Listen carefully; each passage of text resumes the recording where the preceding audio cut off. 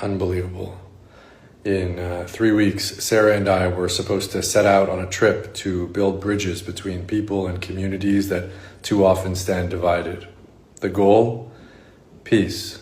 We were in touch mere hours before she was sadistically murdered with her partner Yaron, leaving a Jewish museum in DC by someone wearing a keffiyeh and screaming, "Free Palestine." I don't want your condemnation of anti-Semitism, your press releases, your empty, hollow words mean nothing.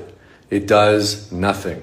After we are killed, our synagogues burned, our schools shot at, our businesses vandalized, our students harassed, to issue a statement merely condemning the hatred we already know is bad, that's easy. I want you to do what is right, what takes courage, what makes a difference. Acknowledge finally the real threat while we still have a chance and shut it down. Free Palestine is a death cult, a human rights scam, an Islamic conquest movement hidden behind the language of progressivism, designed to dehumanize Jews and Israelis in an effort to kill us, conquer Israel, and make it look like justice. And it has gone mainstream largely because you have not been brave enough to name it as such. This is the formula of anti-Semitism, how it has always worked. You think you're simply standing for human rights. You're not. In medieval Europe, we were accused of poisoning wells. Hundreds of Jewish communities destroyed, thousands burned alive in the name of justice. In Nazi Germany, Jews were portrayed as a racial disease. That rhetoric became gas chambers. 6 million killed in the name of justice.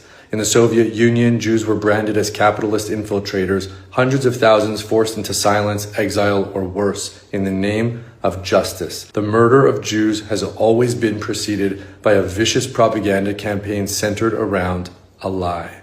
And now, in your feeds, on your campuses, in your workplaces, uttered by celebrities and politicians and journalists, we're called colonizers, white supremacists, baby killers, genocidal. Each era crafts a new lie, but the purpose is always the same.